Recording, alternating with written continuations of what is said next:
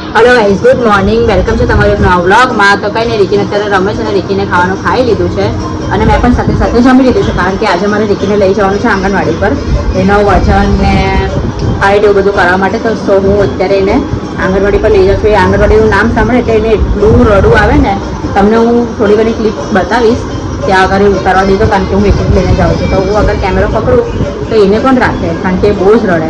તો પણ હું ટ્રાય કરીશ કે હું તમને બતાવી શકું. કઈ જો અત્યારે તો એ ટીવી જોઈ છે. આવી ગયા છે અમે લોકો આંગણવાડી. લેકિન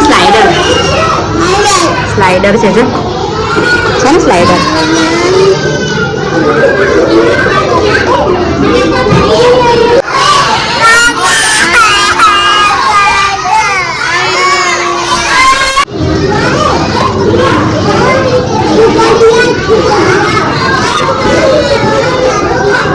તો અમે આવી ગયા છે રીકીની નાનીના ઘરે ને રીકીને અહીંયા હિંચકા ગાય છે. એ પડવાનો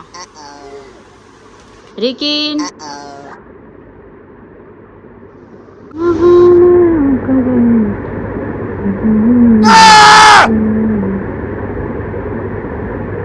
તો ગાઈસ, અમે લોકો આવી ગયા છે પાછા અમારા ઘરે ને અમે લોકો અત્યારે એપલ ખાઈએ છીએ ને રીકીને એપલ બહુ જ ભાવે છે. ઓકે ડે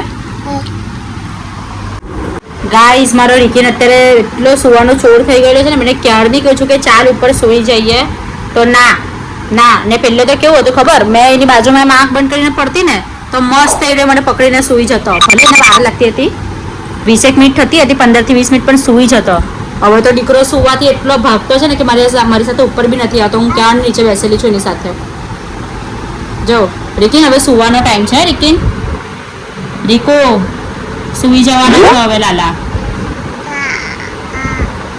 નાની બસ આવું ને આવું કરે છે એ કંઈક. હવે મને થાય છે કે મને સુવડાવું કે રીતના. કાલે બી એટલો રડીને સૂતો છે ને, એટલો રડેલો હતો કે આપણા મગજના તાર લઈ જાય. એટલું રડે છે કે કોઈ બહુ માર્યો ને એવી રીતના કરે છે ભાઈ. હવે તો એવા સો ગાઈસ, રીકીન સૂઈ ગયો છે ને કંઈ નહીં, જેમ તેમ કરીને સુવડાવ્યું છે એને, અંદર સૂઈ ગયો છે એ. તો હું આ બ્લોગને અહીંયા જ એન્ડ કરું છું. તમને બ્લોગ ગમ્યો હોય તો બ્લોગને લાઈક એન્ડ ચેનલને સબસ્ક્રાઈબ કરી દેજો અને સપોર્ટ કરતા રહેજો. બાય.